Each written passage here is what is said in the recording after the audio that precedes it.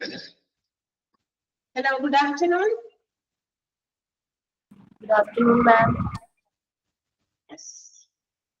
Good afternoon, ma'am. Yes, good afternoon.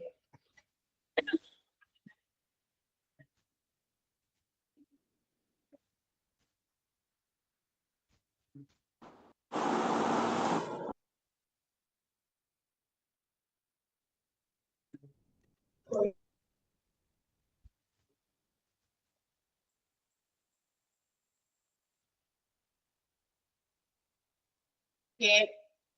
Start ചെയ്യാലോ അല്ലെ? Ready അല്ലേ എല്ലാവരും? നോട്ടൊക്കെ എടുത്തില്ലേ? എടുത്തോ? Yes, ma'am. ആ ഓക്കെ. പെട്ടെന്ന് റെഡിയാവ്. ആളുകൾ ജോയിൻ ചെയ്തുകൊണ്ടിരിക്കുന്നേ ഉള്ളൂ. 1 മിനിറ്റ് വൈകിട്ടാ. 1 മിനിറ്റ് വൈകിയവരാണ്. 1 മിനിറ്റ് മുമ്പ് ചെയ്തിരുന്നോ? അതല്ലേ നല്ലത്. അപ്പൊ എനിക്ക് റൈറ്റ് ടൈമിൽ ഇത് ഓപ്പൺ ആക്കാൻ പറ്റും. നിങ്ങൾ ആളുകളുടെ എണ്ണം വളരെ കുറവാകുന്നത് കൊണ്ടാണ് 1 മിനിറ്റ് കൂടി കഴിയട്ടെ എന്ന് വിചാരിച്ച് നമ്മളിത് എന്താ പറയാ സ്റ്റാർട്ട് ചെയ്യാത്തത്. വീഡിയോവും അതുപോലെ ഓഡിയോ ഒക്കെ നമ്മൾ ഓപ്പൺ ആക്കാത്തത് അതുകൊണ്ടാണ്. എല്ലാവരും കയറാത്തത് കൊണ്ടാണ്. ഓക്കെ, അതൊന്ന് ശ്രദ്ധിക്കും നിങ്ങള്. Okay, yes. അപ്പൊ നമ്മൾ കഴിഞ്ഞ ക്ലാസ്സില് ഹ്യൂമൻ റിസോഴ്സ് മാനേജ്മെന്റ് എന്ന് പറയുന്ന ചാപ്റ്റർ ആണ് നമ്മൾ പഠിച്ചുകൊണ്ടിരിക്കുന്നത്. ഒരു ലെങ്തി ചാപ്റ്റർ ആണ്. അതിനകത്ത് നമ്മള് എന്താ പറയാ ഹ്യൂമൻ റിസോഴ്സ് എന്താണ്, മാൻ പവർ അല്ലെങ്കിൽ human resource which is most important component of N organisation. ഒരു ബിസിനസ് ഓർഗനൈസേഷന്റെ ഏറ്റവും പ്രധാനപ്പെട്ട ഘടകം എന്ന് പറയുന്ന ഒരു എന്താ പറയാ കമ്പോണന്റ് എന്ന് പറയാം നമുക്ക് ഇതിനെ ഹ്യൂമൻ റിസോഴ്സ് അല്ലെങ്കിൽ മാൻ പവറിനെ അല്ലെ. അതുപോലെ നമുക്കറിയാം ഹ്യൂമൻ റിസോഴ്സ് ഒഴികെ മണി, മെറ്റീരിയൽ, മെഷീനറി ആൻഡ് മെൻ അല്ലെ. അതിന് പുറമെ അത് മെന്നല്ലാതെ ബാക്കിയുള്ള കമ്പോണന്റുകളുണ്ട്. അത് 4 എമ്മുകളാണ് നമ്മൾ പറഞ്ഞത്. ഈ 4 എമ്മുകളിൽ ഏറ്റവും ഇമ്പോർട്ടന്റ് ആയിട്ടുള്ള എം എന്ന് പറയുന്ന men which is represented as human resource. അതിനെയാണ് നമ്മൾ ഹ്യൂമൻ റിസോഴ്സ് എന്നും അതുപോലെ തന്നെ മാൻ പവർ എന്നും അതുപോലെ തന്നെ വർക്ക് ഫോഴ്സ് എന്നും ഒക്കെ നമുക്ക് വിളിക്കാം. That means constitute all the employees of N organisation. ഒരു ഓർഗനൈസേഷന്റെ എല്ലാ എംപ്ലോയീസിനും. അപ്പൊ അതൊക്കെ എന്താണ്, അതിന്റെ കുറെ ഇൻട്രൊഡക്ഷൻസും മറ്റു കാര്യങ്ങളും എങ്ങനെയാണ് നമ്മൾ ഹ്യൂമൻ റിസോഴ്സുകളെ മാനേജ് ചെയ്യുന്നതുമായി ബന്ധപ്പെട്ട കാര്യങ്ങളാണ് നമ്മൾ ഈ ചാപ്റ്ററിൽ പഠിക്കുന്നതൊക്കെ. ഓക്കെ, അപ്പൊ ഹ്യൂമൻ റിസോഴ്സുകളെ മാനേജ് ചെയ്യാനായിട്ട് ഉള്ള എന്താ പറയാ കാര്യങ്ങൾ നമ്മൾ പഠിക്കുന്നതിന് മുമ്പ് തന്നെ നമ്മൾ കുറച്ച് മറ്റു കാര്യങ്ങളും, അതായത് ഹ്യൂമൻ റിസോഴ്സ് എന്ന് പറയുന്ന ആ ഒരു കോൺസെപ്റ്റ് എന്തുകൊണ്ട് അങ്ങനെ ഒരു കോൺസെപ്റ്റ് അത് എവിടെ നിന്ന് വന്നു അല്ലെ. It is the advanced form of personnel management അല്ലെങ്കിൽ പേഴ്സണൽ മാനേജ്മെന്റ്. ഇത് തൊഴിൽ മാനേജ് ചെയ്യുക, തൊഴിലാളികളെ മാനേജ് ചെയ്യുക എന്നുള്ള ആ ഒരു ഓൾഡസ്റ്റ് കോൺസെപ്റ്റിൽ നിന്നാണ് ഇന്നത്തെ ലേറ്റസ്റ്റ് ആയിട്ടുള്ള ഹ്യൂമൻ റിസോഴ്സ് മാനേജ്മെന്റ് എന്ന് പറയുന്നതിലേക്ക് വന്നത്. അതിന് നമ്മൾ പറഞ്ഞു എങ്ങനെയാ ഒരു ഉത്ഭവം അല്ലെങ്കിൽ എന്തുകൊണ്ട് അങ്ങനെ ഒരു മാറ്റം വന്നു. ബിക്കോസ് മോസ്റ്റ് നമുക്ക് ഭയങ്കര ഓൾഡൻ ഡേയ്സിലൊക്കെ ബിസിനസ് ഓർഗനൈസേഷനിൽ മാനേജ് ചെയ്യാനായിട്ട് എല്ലാ എന്താ പറയാ ആളുകളെയും മാനേജ് ചെയ്യേണ്ട ആവശ്യം ഉണ്ടായിരുന്നില്ല. എന്ന് വെച്ചാൽ ഒരു ബിസിനസ്സിലെ എല്ലാ എംപ്ലോയീസിനും മാനേജ് ചെയ്യേണ്ടതിന്റെ ആവശ്യം ഉണ്ടായിരുന്നില്ല, നെസസിറ്റി ഉണ്ടായിരുന്നില്ല. ബിക്കോസ് അന്നത്തെ കാലത്തെ ജോലി എന്ത് ചെയ്യുന്നു ആ ചെയ്യുന്ന ജോലിക്കുള്ള കൂലി അല്ലെങ്കിൽ എന്താ പറയാ സാലറി ഇതൊക്കെയാണ് അന്ന് കൊടുത്തിരുന്നത്. എത്ര യൂണിറ്റ് ഇപ്പൊ പണ്ടൊക്കെ മിക്കവാറും പണ്ട് എന്ന് പറഞ്ഞാൽ കുറച്ച് ഓൾഡ് നമ്മള് രീതിയിലേക്ക് നമ്മളൊന്ന് പുറകോട്ട് നോക്കി കഴിഞ്ഞു കഴിഞ്ഞാൽ മിക്ക പ്രൊഡക്ഷൻ യൂണിറ്റിലും ഫാക്ടറീസിലും പല കാര്യങ്ങളും പ്രൊഡ്യൂസ് ചെയ്യാനായിട്ട് പല സാധനങ്ങളും ഉത്പാദിപ്പിക്കാനായിട്ട് മെഷീൻസിന് പകരം മാനാണ് അത് വർക്ക് ചെയ്തത്. മനുഷ്യന്മാരെ അവരുടെ കൈകൾ കൊണ്ടാണ് ഉണ്ടാക്കിയിരുന്ന എല്ലാ പ്രോഡക്റ്റുകളും അല്ലെ. അപ്പൊ മാൻമെയ്ഡ് പ്രോഡക്ട്സ് ആയിരുന്നു പണ്ടുണ്ടായിരുന്നത്. ദാറ്റ് മീൻസ് മാൻ അവിടെ ഇരുന്ന് പണിയുന്നു അല്ലെ, ഒത്തിരി സമയമൊക്കെ എടുത്ത്. അപ്പൊ അങ്ങനെ ഒരു ഇതില് അന്നത്തെ കാലത്ത് ചെയ്തപ്പോ എന്താണ് പ്രശ്നം അല്ലെങ്കിൽ എന്തുകൊണ്ട് ഇന്ന് അത് മാറി ചിന്തിക്കാനായിട്ട് ആളുകൾ തുടങ്ങി. കാരണം എന്താ, റോളുകൾ ഇമ്പോർട്ടന്റ് ആണെന്നൊക്കെ നമ്മൾ പറഞ്ഞു തന്നിട്ടുണ്ട്. അപ്പൊ നമ്മളിങ്ങനെ മാറി ചിന്തിക്കുക എന്ന് പറയുമ്പോ അതായത് അന്ന് ഉള്ളതിനേക്കാൾ കുറച്ചും കൂടി കൂടുതൽ ബിസിനസ് അവിടെ വളർന്നു. ഒരുപാട് ആളുകൾ ബിസിനസ് ചെയ്യാനായിട്ട് വരുന്നുണ്ട്. ബിസിനസിന്റെ ആ ഒരു ഇത് വളർന്നപ്പോ ദാറ്റ് മീൻസ് ഒരു ബിസിനസ് ഓറിയന്റഡ് ആയിട്ടുള്ള ഒരു വേൾഡിലേക്ക് എത്തിയപ്പോ എന്താണ് ഭയങ്കര കോമ്പറ്റീഷൻസ് ബിസിനസ്സുകാർ തമ്മിൽ അങ്ങനെ വന്നപ്പോ അവിടെയുള്ള ഈ വർക്കിംഗ് സെഷനിലുള്ള അല്ലെങ്കിൽ മെഷീൻ ഓപ്പറേറ്റേഴ്സ് അല്ലെങ്കിൽ ഫിസിക്കലായിട്ട് ഹാർഡ് വർക്ക് ചെയ്യുന്ന എംപ്ലോയീസ് അവരെ മാത്രം മാനേജ് ചെയ്താൽ പറ്റില്ല. ഒരു ബിസിനസ് മറ്റു ബിസിനസ്സുകാരുമായിട്ട് കോമ്പീറ്റ് ചെയ്യുമ്പോൾ അവർ എല്ലാ ആസ്പെക്ടുകളും ഒരു ബിസിനസിന്റെ പല ആസ്പെക്ടുകൾക്കും കൂടുതൽ മാനേജ് ചെയ്യാനുള്ള ഇമ്പോർട്ടൻസ് കൊടുക്കും. So one of that management, അങ്ങനെ വന്ന ഒരു മാനേജ്മെന്റ് ആണ് മനുഷ്യ വിഭവങ്ങളെ എല്ലാം മാനേജ് ചെയ്യുക. ഒരു ബിസിനസ് ഓർഗനൈസേഷനിലെ ഈച്ച് ആൻഡ് എവറി എംപ്ലോയീസിനെ മാനേജ് ചെയ്യുന്നുള്ള ഒരു കോൺസെപ്റ്റിലേക്ക് ഹ്യൂമൻ റിസോഴ്സ് മാനേജ്മെന്റ് വന്നു. അല്ലെങ്കിൽ അങ്ങനെ ഒരു മാനേജ്മെന്റ് ഒരു ലേറ്റസ്റ്റ് ഒരു കോൺസെപ്റ്റ് അങ്ങനെ കൊണ്ടുവന്നു. അപ്പൊ നമ്മൾ കഴിഞ്ഞ ക്ലാസ്സിൽ പേഴ്സണൽ മാനേജ്മെന്റ്, തൊഴിൽ ആളുകളെ മാനേജ് ചെയ്യുന്നതുമായി ബന്ധപ്പെട്ടുള്ള ചില പ്രോസസ്സുകൾ നമ്മൾ പറഞ്ഞു അല്ലെ. ലീഡർഷിപ്പ് പ്രോസസ്സ്, ഓരോന്നും പ്രോസസ്സ് മനസ്സിലാക്കാൻ കുറച്ച് കാര്യങ്ങൾ നിങ്ങൾ ലിങ്ക് ചെയ്ത്, അതായത് ഒന്നൊന്ന് കണക്ട് ചെയ്ത് പഠിക്കാൻ ഞാൻ പറഞ്ഞു. ഈച്ച് ആൻഡ് എവരി പ്രോസസ്സും ഇമ്പോർട്ടന്റ് ആണ്. തൊട്ട് മുകളിലുള്ള ഈ പെട്ടി പേഴ്സണൽ മാനേജറുടെ എന്താ പറയുക, ഇതും ഒക്കെ ഇമ്പോർട്ടന്റ് ആണ് നമ്മൾ പറഞ്ഞിട്ടുണ്ട് കേട്ടോ. നിങ്ങളതൊക്കെ അണ്ടർലൈൻ ചെയ്ത് വെച്ചിട്ടുണ്ടാവും. നമുക്ക് ഇന്ന് തുടങ്ങാനുള്ളത് പേഴ്സണൽ പോളിസിയാണ്. പേഴ്സണൽ ആ സ്പെല്ലിങ് നിങ്ങൾ ഇവിടെ ഇപ്പോൾ ടൈപ്പ് ചെയ്തപ്പോഴും ചെറുതായിട്ട് തെറ്റിയിരുന്ന പേഴ്സണൽ PRSONNEL ആണ് കേട്ടോ. പേഴ്സണൽ മീൻസ് തൊഴിൽ എന്നർത്ഥം. തൊഴിലാളികൾ. ഓക്കെ, അപ്പൊ തൊഴിലാളികളെ ഡീൽ ചെയ്യുമ്പോൾ നമുക്ക് എന്താ പറയാ ചില പോളിസീസ് വേണം. ഒരു ബിസിനസ് ഓർഗനൈസേഷനിൽ ഏറ്റവും ലോവർ തട്ടിൽ തുടങ്ങി ഏറ്റവും ടോപ്പ് മോസ്റ്റ് ലെവലിലുള്ള എംപ്ലോയീസിനെ എല്ലാവരും തൊഴിലാളികളാണ്, തൊഴിൽ ചെയ്യുന്നവരാണ് അല്ലെ. അപ്പൊ അവരെ മാനേജ് ചെയ്യുന്നതിന് വേണ്ടിയിട്ട്, ഈ പറയുന്ന എംപ്ലോയീസിനെ എല്ലാം മാനേജ് ചെയ്യുന്നതിന് വേണ്ടിയിട്ട് it's A pre planned course of action which provides a guide towards some acceptable outcomes or some acceptable objectives. ഒരു ബിസിനസ് ഓർഗനൈസേഷൻ അത് ലക്ഷ്യം വെച്ചിരിക്കുന്ന, ഇപ്പൊ ഇതൊരു ഓർഗനൈസേഷൻ ആണ് അല്ലെ, ഇതൊരു എഡ്യൂക്കേഷണൽ ഓർഗനൈസേഷൻ ആണ്. ഇപ്പൊ നമുക്കൊരു ലക്ഷ്യമുണ്ട്. നമ്മൾ എവിടെയാണ് എത്തേണ്ടത്? പ്രോഫിറ്റ് മേക്കിംഗ് ആണ് എല്ലാ ബിസിനസിന്റെയും ലക്ഷ്യം. അതല്ലാതെയും ചില ലക്ഷ്യങ്ങളും ഉണ്ട്. അതിനോടൊപ്പം അനുബന്ധമായിട്ടുള്ള ചില ലക്ഷ്യങ്ങൾ, ചില എയിംസ് ഉണ്ട്, അച്ചീവ്മെന്റുകൾ നമുക്ക് ഇങ്ങനെ നേരിടാം. നമുക്ക് മറ്റ് എന്താ പറയാ ബിസിനസ്, നമ്മുടെ എഡ്യൂക്കേഷണൽ ഇതുപോലുള്ള കോഴ്സുകൾ പ്രൊവൈഡ് ചെയ്യുന്ന മറ്റ് എന്താ പറയാ ഓർഗനൈസേഷനിൽ നിന്നും കുറച്ച് ഔട്ട്സ്റ്റാൻഡിംഗ് ആയിട്ട്, കുറച്ച് കമ്പയർ ചെയ്യുമ്പോൾ അതിൽ നിന്ന് കുറച്ചുകൂടി മാറ്റമുള്ള, അവരെല്ലാം വരുന്ന രീതിയിലുള്ള ഒരു ഓർഗനൈസേഷൻ ആക്കി മാറ്റണം. അങ്ങനെയൊക്കെ അതൊക്കെ എയിമാണ്, അതൊക്കെ ഗോൾസ് ആണ്. അപ്പൊ അങ്ങനെയുള്ള ഗോൾസ്, അതിന്റെ ഒരു റിസൾട്ട്, അതിൽ നിന്നും മാക്സിമം റിസൾട്ട് കിട്ടാൻ വേണ്ടിയിട്ട് കുറെ ഗൈഡായിട്ട് നമുക്ക് സൂക്ഷിക്കാൻ അല്ലെങ്കിൽ നമുക്ക് ഉപയോഗിക്കാൻ പറ്റുന്ന കുറെ നയങ്ങൾ, നമ്മൾ എന്തൊക്കെ ചെയ്യണം, തൊഴിലാളികളെ ഡീൽ ചെയ്യുമ്പോൾ എന്തൊക്കെ ആക്ഷൻസ് എടുക്കട്ടെ, അതെല്ലാം പ്ലാൻ ചെയ്ത് പ്രീ പ്ലാൻ ചെയ്ത് എന്ന് വെച്ചാൽ നേരത്തെ കൂട്ടി മനസ്സിലാക്കി അതിന് വേണ്ടിയിട്ട് ഒരു ഗൈഡായിട്ട് നമുക്ക് സൂക്ഷിക്കാൻ വേണ്ടി പറ്റുന്ന ഒരു പ്രീ പ്ലാൻഡ് കോഴ്സ് ഓഫ് ആക്ഷനെയാണ് നമ്മൾ എന്ത് വിളിക്കാം, പേഴ്സണൽ പോളിസീസ് എന്ന് വിളിക്കാം. ഇപ്പൊ ഇതൊരു ഓർഗനൈസേഷൻ ആണെന്ന് പറഞ്ഞു, ഇവിടെ ഒരുപാട് സ്റ്റാഫുകളുണ്ട്, ടീച്ചേഴ്സ് ഉണ്ട്, ടെക്നിക്കൽ സ്റ്റാഫുകളുണ്ട്, PROs ഉണ്ട്, മറ്റ് ജോലി ചെയ്യുന്ന ആളുകളൊക്കെ ഉണ്ട്. So we all have some policies while acting or while doing some job in this organization. ഈ ഒരു ഓർഗനൈസേഷനിൽ ജോലി ചെയ്യുമ്പോൾ നമുക്ക് നമ്മളുടേതായ ഓരോ പോളിസീസ് ഉണ്ട്. ടീച്ചേഴ്സിന്റേതായ ഒരു കുറെ പോളിസീസ് അവർ നമുക്ക് തന്നിട്ടുണ്ട്. ഈ ഓർഗനൈസേഷൻ നിങ്ങൾ ഇങ്ങനെയൊക്കെയാണ് ചെയ്തത്, ഇന്ന കാര്യങ്ങളാണ് ഫോളോ ചെയ്തത്. And each and every employees ഓരോ എംപ്ലോയീസിനും. അപ്പൊ അങ്ങനെ അവരെല്ലാം ഫോളോ ചെയ്യേണ്ട ചില പോളിസീസും നേരത്തെ കൂട്ടി പ്ലാൻ ചെയ്ത് ഉണ്ടാക്കി വെക്കുക. അതിനെയാണ് നമ്മൾ പേഴ്സണൽ പോളിസീസ് എന്ന് വിളിക്കാം. You have to underline that particular sentence. ആ സെന്റൻസ് അങ്ങനെ തന്നെ അണ്ടർലൈൻ ചെയ്യണം. Dash is a pre planned course of action that guides, that's establish as a guide to work towards acceptable outcomes and objectives. നമ്മൾ ഉദ്ദേശിക്കുന്ന ലക്ഷ്യത്തിലേക്ക്, നമ്മൾ ഉദ്ദേശിക്കുന്ന ഒരു റിസൾട്ടിലേക്ക് എത്താൻ വേണ്ടി ഒരു ഗൈഡായിട്ട് നമുക്ക് സൂക്ഷിക്കാവുന്ന അല്ലെങ്കിൽ ഗൈഡായിട്ട് നമുക്ക് കൊണ്ടു നടക്കാവുന്ന ഒരു pre planned course of action അടങ്ങിയ കാര്യങ്ങളാണ് ഈ പേഴ്സണൽ പോളിസീസിൽ ഉണ്ടാകുക. അണ്ടർലൈൻ ചെയ്യാം. മനസ്സിലായോ? സെന്റൻസ് മനസ്സിലായോ?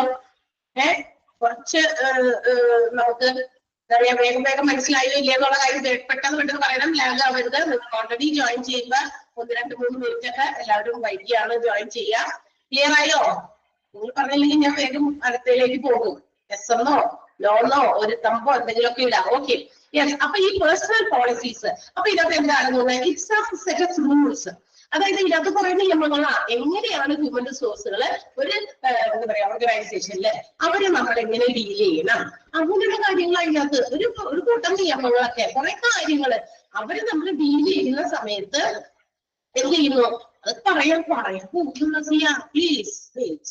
നമ്മൾ എത്തിയിട്ടില്ല, നമ്മൾ പേഴ്സണൽ പോളിസി പറഞ്ഞിരിക്കുന്നുള്ളൂ. അപ്പൊ പേഴ്സണൽ പോളിസീസ് എന്ന് പറയുന്നത് സം റൂൾസ് ആണ്. അതായത് നമ്മുടെ ഹ്യൂമൻ റിസോഴ്സുകളെ ഡീൽ ചെയ്യുമ്പോൾ അവരെ എങ്ങനെ നിയന്ത്രിച്ച് തോന്നിയ പോലെയൊക്കെ എംപ്ലോയീസ് വന്നും പോയൊക്കെ നിന്ന് കഴിഞ്ഞാൽ ഒരു ഓർഗനൈസേഷൻ അതിന്റെ സക്സസിലേക്ക് എത്തുമോ? ഒരു നിയമമില്ല. നമുക്ക് തോന്നുന്ന സമയത്ത് ചെല്ലാം, എനിക്ക് തോന്നുന്ന സമയത്ത് ഞാൻ ക്ലാസ്സിൽ കയറുന്നു. നമ്മൾ ഇതിനൊക്കെ ഒരു അടുക്കും ചിട്ടയും അല്ലെ മാനേജ്മെന്റ് എന്ന് പറയുന്നത് അതാണ്. മാനേജ്മെന്റ് പ്രൊസീജിയർ എന്ന് പറയുന്നത് അതാണ്. അത് ചില കാര്യങ്ങൾ, ചില റൂൾസ്, ചില കാര്യങ്ങൾ, പ്രീ പ്ലാൻ ആയിട്ടുള്ള ചില ആക്ഷൻസ് നമ്മൾ രൂപീകരിച്ച് വെച്ചിട്ടുണ്ട്. അതിലൂടെ സഞ്ചരിക്കുക അല്ലെ. അപ്പൊ ഹ്യൂമൻ റിസോഴ്സുകൾ ഡീൽ ചെയ്യുമ്പോൾ അതിന് വേണ്ടി ഉപയോഗിക്കുന്ന കുറെ റൂൾസ് ആണ് എന്തിനകത്ത് ഉൾപ്പെട്ടിരിക്കുന്നത്, ഈ പേഴ്സണൽ പോളിസീസിൽ ഉൾപ്പെട്ടിരിക്കുന്നത്. Personal policies are the rules that control how to deal with human resource on personal. തൊഴിലാളികൾ ഹ്യൂമൻ റിസോഴ്സിനെ എങ്ങനെ നമ്മൾ ഡീൽ ചെയ്യും എന്നുള്ള കുറെ നിയമങ്ങളാണ്. ആ നിയമങ്ങൾക്ക് അനുസൃതമായിട്ട് കൺട്രോൾ ചെയ്ത് നിയന്ത്രിച്ചു കൊണ്ടുപോകുന്ന കാര്യങ്ങളാണ് എന്തിലുള്ളത്, പേഴ്സണൽ പോളിസീസിലുള്ളത്. ക്ലിയർ ആണോ? ആ രണ്ട് സെന്റൻസും അണ്ടർലൈൻ ചെയ്യാം. വേഗം കേട്ടോ. അണ്ടർലൈൻ ചെയ്തോ? Yes, okay. ആരെങ്കിലും ഒരാള് മനസ്സിലായില്ല എന്ന് പറഞ്ഞാൽ മാത്രമേ ഞാൻ വീണ്ടും റിപ്പീറ്റ് ചെയ്യുള്ളൂ. ഞാൻ വീണ്ടും പറയാണ് കേട്ടോ. നിങ്ങള് ടീച്ചർ വേഗം പറഞ്ഞു പോകുന്നു അങ്ങനെയൊന്നും പറയരുത്. കാരണം 1 ഉം 3 ഉം പ്രാവശ്യമൊക്കെ ഈ സാധനം തന്നെ നമ്മൾ പറഞ്ഞുകൊണ്ടിരിക്കുകയാണ്. അപ്പൊ നിങ്ങളുടെ കണ്ണുകളും നിങ്ങളുടെ നോട്ടിലൂടെയും ഒന്ന് പാസ് ചെയ്ത് പോകുക. ഒന്ന് വേഗം വായിച്ചു നോക്കുക, എന്നിട്ട് നമ്മൾ അടുത്തതിലേക്ക് പോകും. വേഗം 2 സെന്റൻസ് ഉള്ളൂ. പേഴ്സണൽ പോളിസീസ് ഒരു പ്രീ പ്ലാൻഡ് ആയിട്ടുള്ള ഒരു കോഴ്സ് ആണ്. അതൊരു ഗൈഡ് ആയിട്ട്, അത് ഹ്യൂമൻ റിസോഴ്സുകൾ ഉപയോഗിച്ച് നമ്മൾക്ക് എങ്ങനെയാണ് ഒരു ഓർഗനൈസേഷന്റെ ലക്ഷ്യം, റിസൾട്ട് നേടിയെടുക്കാൻ പറ്റുക, അതിനുവേണ്ടി ഒരു ഗൈഡ് ആയിട്ട് ഉപയോഗിക്കുന്ന കാര്യമാണ് പേഴ്സണൽ പോളിസി എന്ന് പറയുന്നത്. അത് തന്നെ മറ്റൊരു രീതിയിൽ പറഞ്ഞിരിക്കും. ഇതെന്ന് പറയുന്നത് ഒരു റൂൾസ് ആണ് which controls when we are dealing with human resource. Human റിസോഴ്സുമായിട്ട് നമ്മൾ ഡീൽ ചെയ്യുന്ന സമയത്ത് അവരെ എങ്ങനെ കൺട്രോൾ ചെയ്ത് നമുക്ക് മുന്നോട്ട് കൊണ്ടുപോകാം എന്നുള്ള കാര്യങ്ങളിൽ അടങ്ങിയ കുറെ നിയമങ്ങൾ, റൂൾസ് ആണ് അല്ലെ അതിനകത്ത് അടങ്ങിയിരിക്കും. ക്ലിയർ ആണല്ലോ? പറഞ്ഞോട്ടെ അടുത്തത്. യെസ്, അടുത്തത് ഇങ്ങനെ ഈ പേഴ്സണൽ പോളിസീസ് സെറ്റ് ചെയ്യുന്നത് കൊണ്ട് what are the advantages? എന്ത് നേട്ടമുണ്ട്? എന്തിനാ ഈ പേഴ്സണൽ പോളിസിയുടെ നേരത്തെ ഇങ്ങനെ കുറെ നിയമങ്ങളൊക്കെ ഉപയോഗിച്ചിരിക്കുന്നത്? അതിന്റെ പ്രധാനപ്പെട്ട നേട്ടം എന്താണ്? അല്ലെങ്കിൽ അതിന്റെ പിന്നിലുള്ള എന്തെങ്കിലും ലക്ഷ്യമുണ്ടോ? എന്തിനാണ് ഈ പേഴ്സണൽ പോളിസീസ് നമ്മൾ നേരത്തെ കൂട്ടി സെറ്റ് ചെയ്യുന്നത്, ഇങ്ങനെയുള്ള കുറെ നിയമങ്ങൾ സെറ്റ് ചെയ്യുന്നത്? what are the advantages? The following advantages are achieved by setting up personal policies. Personal policies, ചില തൊഴിൽപരമായ ഇങ്ങനെയുള്ള നയങ്ങൾ രൂപീകരിച്ചു വെക്കുമ്പോൾ പ്രധാനമായിട്ടും 2 നേട്ടങ്ങളാണ് ഉള്ളത്, 2 അഡ്വാൻറ്റേജസ് ആണ് ഉള്ളത്. First one is they help the managers. അവിടെയുള്ള മാനേജർമാരെ, അതായത് ഓരോ ഡിപ്പാർട്ട്മെന്റുകളിലും ഈ നിയമങ്ങളൊക്കെ ഉണ്ടെങ്കിൽ എന്ത് ചെയ്യാമെന്നറിയോ, ഓരോ ഡിപ്പാർട്ട്മെന്റിന്റെയും മാനേജർമാർക്കില്ലേ അവരവരുടെ ഡിപ്പാർട്ട്മെന്റുകളിൽ എന്തെങ്കിലും കാര്യങ്ങളൊക്കെ ഉണ്ടെങ്കിൽ ഏത് ലെവലിലായിക്കോട്ടെ, ഏത് ലെവലിലുള്ള ഡിപ്പാർട്ട്മെന്റിലെയും ഓരോരുത്തരും ഓരോ മാനേജേഴ്സ് ഉണ്ടായിരിക്കും. എല്ലാവരെയും ഒന്ന് കൺട്രോൾ ചെയ്ത് കൊണ്ടുപോകുന്ന ഒരാളെ നമ്മളൊരു ലീഡറിനോ ഒരു മാനേജറിനോ HOD-നോ അല്ലെ ഹെഡ് ഓഫ് ദ ഡിപ്പാർട്ട്മെന്റ് എന്നൊക്കെ പറഞ്ഞു വെക്കുമല്ലോ അല്ലെ. അങ്ങനെയുള്ളവർക്ക് എന്ത് ചെയ്യാം, ഇങ്ങനെയുള്ള കുറെ policies if it is framed, അത് നേരത്തെ കൂട്ടി ഫ്രെയിം ചെയ്ത് വെച്ചിട്ടുണ്ടെങ്കിൽ they can take their own decisions. നമുക്ക് അതിന്റെ അടിസ്ഥാനത്തിൽ എന്ത് ചെയ്യാം, നിയമങ്ങൾ, ആ നിയമങ്ങളോട് നമുക്ക് നമ്മുടേതായ ഒരു തീരുമാനം അവർക്ക് കൊടുക്കാം. അവരോട് പറയാം, ഇപ്പൊ എന്തെങ്കിലും ഒരു പ്രത്യേക സിറ്റുവേഷൻ വന്നു, അപ്പൊ നമ്മളുടെ എംപ്ലോയീസ്, നമ്മുടെ കൂടെ വർക്ക് ചെയ്യുന്നവര്, നമ്മുടെ വർക്കേഴ്സ്, നമ്മുടെ കൂടെയുള്ളവര്, കൊളീഗ്സ്, അവരെന്ത് ചെയ്യും, എന്തെങ്കിലും സംശയങ്ങളോ അല്ലെങ്കിൽ ആ സിറ്റുവേഷനിൽ what we have to do എന്നുള്ള കാര്യങ്ങളൊക്കെ ചോദിക്കുകയാണെങ്കിൽ നമ്മളുടെ അടുത്ത് കൊണ്ട് പറയുകയാണെങ്കിൽ we must have our own decision. നമുക്ക് നമ്മുടേതായ ഒരു തീരുമാനം പറയാൻ പറ്റും. കാരണം എന്താ, there are some policies നേരത്തെ തന്നെ സെറ്റ് ചെയ്ത് വെച്ചിരിക്കുന്ന കുറെ നിയമങ്ങൾ അവിടെ ഉണ്ട്. വിത്തൗട്ട് കൺസൾട്ടിങ് വിത്ത് അവർ സുപ്പീരിയേഴ്സ്, നമുക്ക് എന്തെങ്കിലും കാര്യങ്ങൾക്ക് വേണ്ടി എന്നിട്ട് നമ്മൾ വേറെ വേഗം പോയിട്ട് ടോപ്പ് മാനേജ്മെന്റിൽ പോയിട്ട് എന്താണെന്ന് ഞാൻ ചോദിച്ചിട്ട് വരാം എന്നൊന്നും പറയേണ്ട ആവശ്യമില്ല. കാരണം ഓരോ ഡിപ്പാർട്ട്മെന്റുകളും മാനേജ് ചെയ്യുന്ന HOD-ക്കോ അല്ലെങ്കിൽ മാനേജേഴ്സിനോ they can take their own decisions according to the personal policies. ഇങ്ങനെ രൂപീകരിച്ച കുറെ സെറ്റ് ഓഫ് നിയമങ്ങൾ ഉണ്ടെങ്കിൽ ആ നിയമം നോക്കിയാൽ പോരെ അല്ലെ. ഇപ്പൊ ടീച്ചേഴ്സ് ഇപ്പൊ എന്തെങ്കിലും പറയുന്നു, അപ്പൊ ആരെങ്കിലും ഒക്കെ വൈകി വരുന്നു, അല്ലെങ്കിൽ ഇന്ന സമയത്ത് നമ്മൾ ക്ലാസ്സിൽ കയറണ്ടേ, 10:30 നിങ്ങളുടെ ക്ലാസ്സുകൾ അല്ലെങ്കിൽ 1:30 ക്ലാസ് തുടങ്ങുന്ന പറയുമ്പോൾ 35-ഓ 40-ഓ ഒക്കെ ടീച്ചേഴ്സ് വന്നാൽ മതിയോ?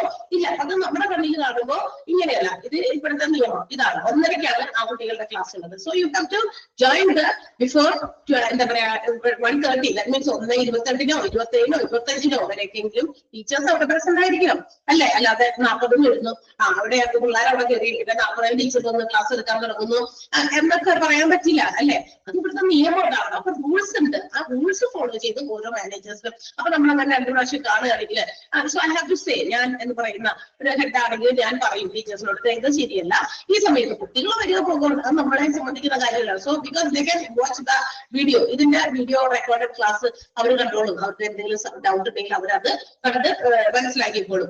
അവരെല്ലാവരും ജോയിൻ ചെയ്യട്ടെ എന്ന് പറഞ്ഞ് നമ്മൾ എടുക്കേണ്ട സമയം അല്ലെങ്കിൽ നമ്മൾ വേറെ വേണ്ട സമയം നമ്മൾ മാറ്റി വയ്ക്കാൻ പറ്റുമോ? പറ്റില്ല. അപ്പൊ ഓരോന്നിനും ഓരോ റൂൾസ് ഉണ്ട്. അത് ഏത് ഓർഗനൈസേഷൻ, ഞാനിപ്പോ അതൊരു ഉദാഹരണം പറഞ്ഞത് മാത്രം. അപ്പൊ ഞാൻ തന്നെ പറയാം, അല്ലാണ്ട് എന്താ പറയുക, മാനേജറെ വിളിക്കുക അല്ലെങ്കിൽ നമ്മുടെ ടോപ്പ് മാനേജ്മെന്റിനെ വിളിച്ചിട്ട് ആ ടീച്ചർ ഇങ്ങനെ അങ്ങനെ പറയേണ്ട ആവശ്യമില്ല അല്ലെ. അവരെ അറിയിക്കാം. പക്ഷെ നമ്മൾ പറഞ്ഞിട്ട് കേട്ടില്ല, ചിലപ്പോൾ അവർക്ക് അറിയില്ലാത്തത് കൊണ്ടായിരിക്കാം അങ്ങനെ ചെയ്തത് അല്ലെ. അപ്പൊ നമ്മൾ സുപ്പീരിയേഴ്സിനോട് കൺസൾട്ട് ചെയ്യാതെ they can take their own decisions if there are some personal policies, set of rules. ഇങ്ങനെയുള്ള നിയമങ്ങളുണ്ടെങ്കിൽ അവർക്ക് മുകളിലുള്ള ആളുകളുമായിട്ട് കൺസൾട്ട് ചെയ്യാതെ തീരുമാനങ്ങൾ എടുക്കാൻ പറ്റും. അതൊരു അഡ്വാൻറ്റേജ്. ഇനി സെക്കൻഡ് അഡ്വാൻറ്റേജ് എന്താ? to make or to ensure that the welfare of the employees. ഇനി പേഴ്സണൽ പോളിസീസ് ഉണ്ടാക്കിയേക്കുന്നതിന്റെ രണ്ടാമത്തെ വിഷയം എന്ന് പറഞ്ഞാൽ എംപ്ലോയീസ് പരമാവധി അവരുടെ ക്ഷേമത്തിന് വേണ്ടിയിട്ടാണ് ഇത്തരം പോളിസീസ് ഉണ്ടാക്കിയേക്കുന്നത്. എന്ന് വെച്ചാൽ എന്താ, എല്ലാവർക്കും ഒരേപോലെ തുല്യമായ രീതിയിലുള്ള നിയമങ്ങൾ അല്ലെ. ഒരാൾക്ക് മറ്റേ രീതി, മറ്റൊരാൾക്ക് മറ്റൊരു രീതി, അങ്ങനെയില്ല. എല്ലാവരും ഈക്വലാണ്. ഒരു ഓർഗനൈസേഷനിൽ ജോലി ചെയ്യുമ്പോൾ എല്ലാ ജോലിക്കാരും ഒരുപോലെയാണ്. അപ്പൊ അവരുടെ എന്താ പറയാ, ഒരു ലോങ് ടേം വെൽഫെയറിന് വേണ്ടി, വെൽഫെയർ എന്ന് പറഞ്ഞാൽ ക്ഷേമം, നമ്മളുടെ കാര്യങ്ങൾ ഈ ഓർഗനൈസേഷനിൽ സുഗമമായി അങ്ങോട്ട് പോകണം. എല്ലാ കാര്യവും നമ്മൾ ആ നിയമങ്ങളൊക്കെ പോളിസീസ് ഒക്കെ അനുസരിച്ച് പോകുകയാണെങ്കിൽ മാനേജ്മെന്റും നമ്മളുമായിട്ട് ഒരു പ്രശ്നവും ഉണ്ടാവില്ല അല്ലെ. നമ്മൾ തോന്നി പോലെ വരുന്നു, തോന്നി പോലെ ക്ലാസ് എടുക്കുന്നു, അങ്ങനെയൊക്കെ ആണെങ്കിൽ അവർ ഇടപെടും അല്ലെ. അവർ പറയും ഇത് ശരിയല്ല, ഈ രീതിയല്ല. അപ്പൊ ഒരു എന്താ പറയാ മിസ്അണ്ടർസ്റ്റാൻഡിങ് അവിടെ നമുക്ക് എന്താ പറയാ ഭയങ്കര തരത്തിലുള്ള എന്തെങ്കിലും തരത്തിലുള്ള ഡിസ്പ്യൂട്ടുകൾ, പ്രോബ്ലംസ് അവിടെ ക്രിയേറ്റഡ് ആകും. അതേ സമയമാണെങ്കിൽ ഇത്തരം പോളിസീസ് നമ്മൾ ഫോളോ ചെയ്യുകയാണെങ്കിൽ തീർച്ചയായിട്ടും നമുക്കൊരു ലോങ് ടേം ഒരു വെൽഫെയർ, നമുക്കൊരു നല്ല സുഖമായിട്ട് ക്ലാസ്സുകൾ എടുക്കാം, നമ്മളുടെ ആ ജോലികൾ നമുക്ക് ചെയ്തു തീർക്കാം. And also it makes good for the employer relationship. കണ്ടോ, ഞാൻ പറഞ്ഞില്ലേ, എംപ്ലോയറും എംപ്ലോയും തമ്മിലൊരു നല്ല ബന്ധം സ്ഥാപിതമാകാനായിട്ട് ഇത്തരം പോളിസീസ് ഹെൽപ്പ് ചെയ്യും. മനസ്സിലായ പോളിസീസ് ഉണ്ടെങ്കിൽ അവര് ഫ്രെയിം ചെയ്ത് വെച്ചേക്കുന്ന പോളിസീസാ. ഇതെല്ലാം എന്താ പറയാ ചെയ്യാം, അനുസരിക്കാം എന്നുള്ള ഒരു നിബന്ധന കൂടി നമ്മൾ ആ ജോലിക്ക് പ്രവേശിക്കുന്നുണ്ട്. ഒരു എന്താ പറയാ ഒരു കോൺട്രാക്ട് അവിടെ രൂപീകരിക്കപ്പെടുന്നുണ്ട് അല്ലെ. നമുക്കൊരു ജോലി തരുമ്പോ ഇവര് നമ്മളോട് പറയുന്ന കാര്യങ്ങൾ ഇതെല്ലാം ചെയ്യാം. കൂടാതെ ഇവിടുത്തെ ഡിസിപ്ലിൻ, ഇവിടുത്തെ മറ്റു rules, all things I can follow, ഞാനത് ഫോളോ ചെയ്തോളാം എന്നുള്ള ഒരു എന്താ പറയാ ഒരു കോൺട്രാക്ട് കൂടി നമ്മളവിടെ അഗ്രി ചെയ്യുകയാണ് ചെയ്യുന്നത്. അപ്പൊ അതാണെങ്കിൽ ആ റൂൾസ് ഫോളോ ചെയ്യാൻ നമ്മൾക്ക് ബാധ്യതയുണ്ട് അല്ലെ. കുറച്ചാളുകൾ ഫോളോ ചെയ്യുന്നു, കുറച്ചാൾക്കാർ അത് പരിഗണിക്കുന്നില്ല, അല്ലെങ്കിൽ അവരെന്താണെന്നൊന്നും നോക്കാതെ അവരവരുടേതായ രീതിയിലേക്ക് അത് പറ്റില്ല അല്ലെ. അപ്പൊ അങ്ങനെ വരുമ്പോൾ എന്ത് പറ്റും, ഈ പോളിസീസ് ഫ്രെയിം ചെയ്ത് അതിലൂടെ നമ്മൾ മൂവ് ചെയ്യുകയാണെങ്കിൽ, നമ്മൾ നമ്മുടെ ജോലികൾ ചെയ്തു തീർക്കുകയാണെങ്കിൽ there will be a good relation between employer and employee, and also it lessens, reduces, കുറയ്ക്കുന്നു. എന്ത് കുറയ്ക്കും? Favouritism and also discrimination. എന്താണ് ഫേവറിസം? അതായത് നമുക്കറിയാം ചില ആളുകളോട് പ്രത്യേക പരിഗണന, ആനുകൂല്യം അല്ലെ. അവർ പക്ഷപാതം എന്നൊക്കെ നമ്മൾ പറയും അല്ലെ, പക്ഷപാതം എന്ന് പറയില്ലേ അല്ലെ. തന്നെ അങ്ങനെയുള്ള കാര്യങ്ങൾ. അല്ലെങ്കിൽ ഡിസ്ക്രിമിനേഷൻ, വിവേചനം, ചില കുട്ടികളോട് അങ്ങനെ, ചില കുട്ടികളോട് ഭയങ്കര മോശമായിട്ട് അങ്ങനെ ഒന്നും ഇല്ലാതിരിക്കാനായിട്ട് ഇത്തരം പോളിസീസ് ഹെൽപ്പ് ചെയ്യും. അപ്പൊ രണ്ട് അഡ്വാൻറ്റേജസ് ആണ് for settings such a personal policies. Personal policies, തൊഴിൽപരമായ നയങ്ങൾ രൂപീകരിക്കുന്നതിന്റെ രണ്ട് അഡ്വാൻറ്റേജ് ആണ് നമ്മൾ പറഞ്ഞത്. ഒന്നാമത്തെ advantage, it helps managers at different levels. ഓരോ ഡിപ്പാർട്ട്മെന്റിലെയും ഓരോ ലെവലിലെയും മാനേജ്മെന്റിനെ സഹായിക്കുന്നു. ഇതിനു വേണ്ടിയിട്ട് ഫോർ ഡിസിഷൻ മേക്കിംഗ്, തീരുമാനങ്ങൾ എടുക്കാൻ. എങ്ങനെ? വിത്തൗട്ട് കൺസൾട്ടിംഗ് വിത്ത് ദെയർ സുപ്പീരിയേഴ്സുമായിട്ട് കൺസൾട്ട് ചെയ്യാതെ സ്വന്തമായി തീരുമാനമെടുക്കാൻ പേഴ്സണൽ പോളിസീസ് ഹെൽപ്പ് ചെയ്യുന്നു മാനേജേഴ്സിനെ, ഓരോ ഡിപ്പാർട്ട്മെന്റിലെയും മാനേജേഴ്സിനെ. രണ്ടാമത്തേത്, it also ensures long term welfare of the employees. എംപ്ലോയീസിന്റെ ദീർഘകാല ക്ഷേമത്തിനുള്ള ഒരു കാര്യം കൂടിയാണ് ഈ പേഴ്സണൽ പോളിസി സെറ്റ് ചെയ്യുന്നത് കൊണ്ടുള്ളത്. And also it makes some good relation between employer and എംപ്ലോയറും എംപ്ലോയി തമ്മിൽ ഒരു ഗുഡ് റിലേഷൻ ഉണ്ടാകുന്നു. It avoids, it reduces, it lessens favouritism and also discrimination. പ്രത്യേക പരിഗണന ചില ആൾക്കാരോട് വിവേചനം, ഇതൊക്കെ കുറയ്ക്കാനും ഇത് ഹെൽപ്പ് ചെയ്യുന്നു. ക്ലിയർ ആയോ? രണ്ട് പോയിന്റും ക്ലിയർ ആയോ? എന്തിനാണ് പേഴ്സണൽ പോളിസീസ് സെറ്റ് ചെയ്യുന്നത്, ഫ്രെയിം ചെയ്യുന്നത്? 2.3 ടിക്ക് ചെയ്ത് വെച്ചേക്കാം. അതിനുള്ളിൽ ക്വസ്റ്റ്യൻസ് വരാറുണ്ട്. Okay, yes. Next we are moving to the objectives. അടുത്ത നമ്മൾ ഒബ്ജക്റ്റീവ്സ് പറയാണ്. എന്താണ് ഈ പേഴ്സണൽ പോളിസീസിന്റെ ലക്ഷ്യങ്ങൾ? എന്താണ്? ഒന്ന്, സെക്യൂരിറ്റി ഓഫ് എംപ്ലോയ്മെന്റ്. ഇങ്ങനെയുള്ള പോളിസി ഒരു ഉപയോഗിച്ച് വെച്ചാലേ അത് നമ്മളെ പോലുള്ള എംപ്ലോയീസിനും, അതായത് നമുക്കൊരു എന്താ പറയുക ഇത്തരം പോളിസീസ് ഒക്കെ ഉപയോഗിച്ച് വെക്കുമ്പോൾ നമ്മൾ ആ പോളിസി ഫോളോ ചെയ്താണ് പോണെ. അപ്പൊ നമുക്ക് ആ ഒരു ജോലിയോടുള്ള ഒരു സുരക്ഷിതത്വം നമുക്ക് കിട്ടും അല്ലെ. നമ്മൾ ആ പോളിസീസ് ഒക്കെ ഫോളോ ചെയ്ത് പോവാണെങ്കിൽ എംപ്ലോയറും എംപ്ലോയിയും തമ്മിലൊരു ഗുഡ് റിലേഷൻ ഉണ്ട്. അതേസമയം പോളിസീസ് ഒരു രീതിയിൽ നമ്മളത് അനുകരിക്കാതെ അല്ലെങ്കിൽ അനുവർത്തിക്കാതെ നമ്മുടെ തോന്നുന്ന രീതിയിലാവുമ്പോൾ അവിടെ ഒരു എംപ്ലോയി നല്ലൊരു റിലേഷൻ ഉണ്ടാവില്ല. മാത്രമല്ല എപ്പോ വേണമെങ്കിലും നമ്മളെ അവിടുന്ന് തട്ടിത്തെറിപ്പിക്കാം. ഓക്കെ, അങ്ങനെയല്ലേ? ശരിയാണോ? സെക്യൂരിറ്റി ഓഫ് എംപ്ലോയ്മെന്റ്, ഒരു തൊഴിലിൽ നമുക്കൊരു സുരക്ഷ, നമുക്കൊരു ഉറപ്പ്, അല്ലെ? ഒരു ഉറപ്പ് നമുക്ക് കിട്ടുന്നു നമ്മുടെ തൊഴിലിൽ. Okay, following such policies, personal policies follow ചെയ്താൽ. Second one, payment of fair wages. Fair wages ആണ്.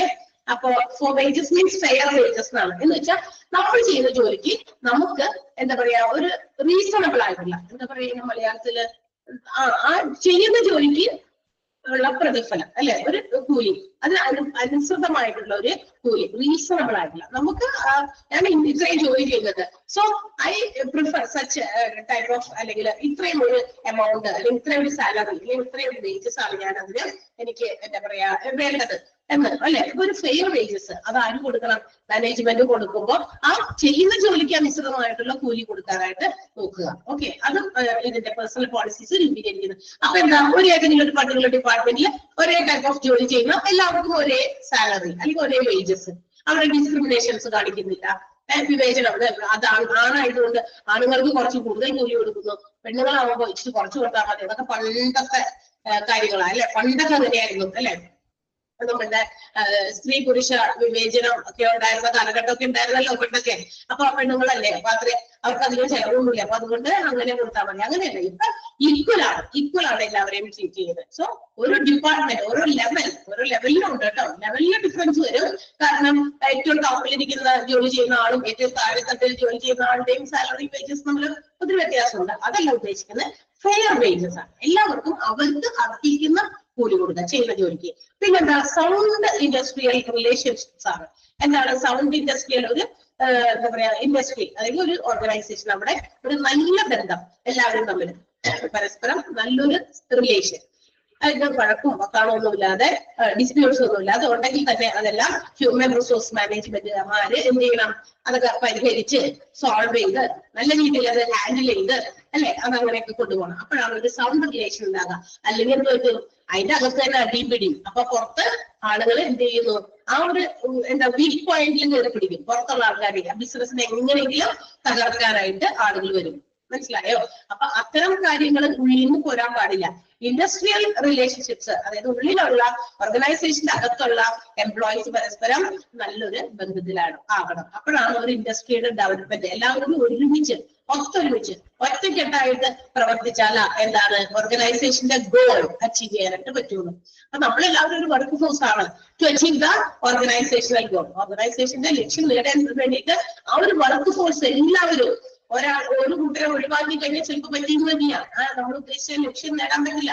ഒരു കൂട്ടരെയും അവോയ്ഡ് ചെയ്യാൻ പറ്റില്ല. എല്ലാവരും ഒരുമിച്ച് നിന്ന് ഒരു സൗണ്ട് റിലേഷൻ ഉണ്ടായാൽ മാത്രമേ it will lead to the success of the organisation. ഓർഗനൈസേഷന്റെ ആ ഒരു വളർച്ച, വികസനം, വിജയം അതിലേക്ക് എത്തുള്ളൂ. Okay, then training of everyone whenever necessary, it should be the employee should be trained. എന്ത് ചെയ്യണം? ആവശ്യമുള്ള സമയത്ത് എല്ലാവർക്കും ട്രെയിനിങ് കൊടുക്കുക. ഇപ്പൊ പല ഇടയ്ക്ക് വെച്ചിട്ടൊക്കെ ട്രെയിനിങ് ഒക്കെ ആളുകൾക്ക് കൊടുക്കുന്നുണ്ട്. ഇപ്പൊ ഞാൻ ഒരു ഉദാഹരണം പറയാം. അതായത് ഇപ്പൊ ഈ കമ്പ്യൂട്ടറൊക്കെ ഉപയോഗിച്ചുള്ള പല ബിസിനസ് സ്ഥാപനങ്ങളും കമ്പ്യൂട്ടർ ഉപയോഗിച്ചിട്ടുള്ള ആ ഒരു ഡീലിങ്സ്, അല്ലെങ്കിൽ അവിടുത്തെ കാര്യങ്ങളൊക്കെ ചെയ്യുന്നത് ഇപ്പൊ കുറച്ചധികം നമ്മൾ മാറുന്നതായിട്ടില്ല, ഇത്രയധികം കോമൺ ആയിട്ട് യൂസ് ചെയ്യാൻ തുടങ്ങിയിട്ട്, അല്ലെ?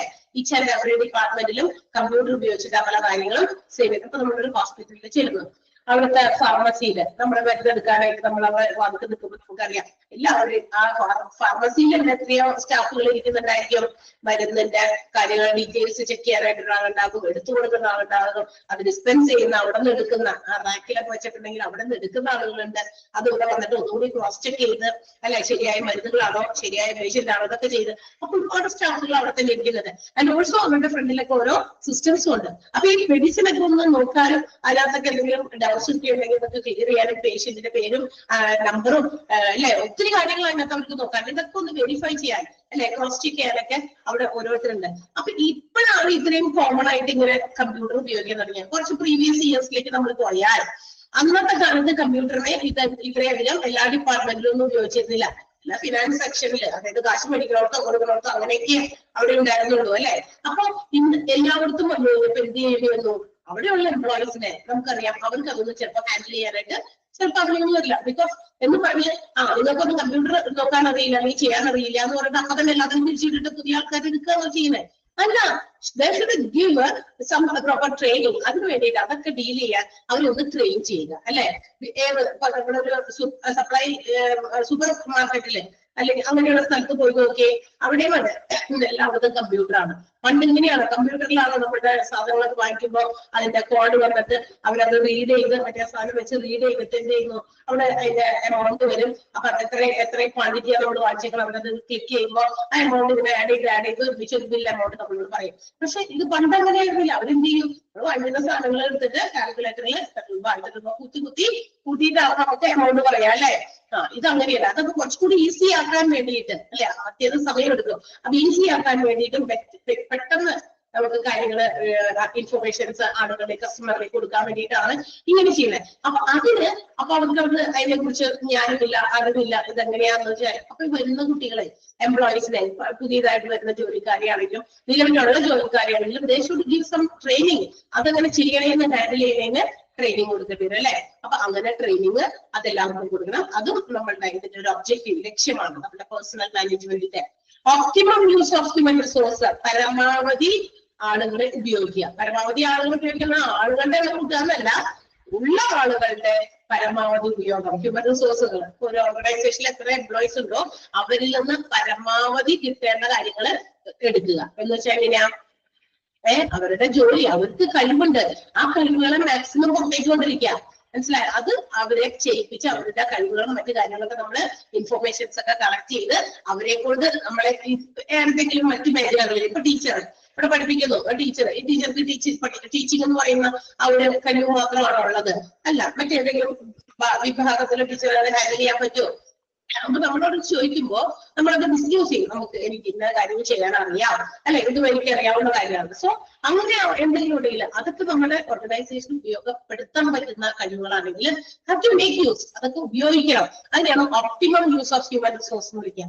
മാക്സിമം ഉപയോഗിക്കുക അവരെ. Okay, respecting human dignity. ഇതെല്ലാം ചെയ്യുമ്പോഴും മനുഷ്യനായി കാണണം, ഹ്യൂമൻ ഡിഗ്നിറ്റിക്ക് വില കൊടുക്കണം അല്ലെങ്കിൽ റെസ്പെക്ട് ചെയ്യണം, മനുഷ്യ അന്തസ്സിനെ റെസ്പെക്ട് ചെയ്യണം. എന്ന് വെച്ചാൽ ഓരോരുത്തർക്കും ഞാൻ ഒരു മനുഷ്യനാണ്, വ്യക്തിയാണ്, എനിക്ക് എന്റേതായ ഒരു അന്തസ്സുണ്ട്. സോ അതിനെ റെസ്പെക്ട് ചെയ്യണം. അത് ഈച്ച് ആൻഡ് എവറി എംപ്ലോയീസ് പരസ്പരം അങ്ങോട്ടും ഇങ്ങോട്ടും എനിക്കൊരു റെസ്പെക്ട് ഉണ്ട് അല്ലെ, എനിക്കൊരു അന്തസ് ഉണ്ട് ഈ ഒരു ഫേമിലാണെങ്കിലും പുറത്താണെങ്കിലും എവിടെ നിൽക്കുമ്പോഴും. So others should give me that respect. മറ്റുള്ളവർ അത് എനിക്ക് തരണം.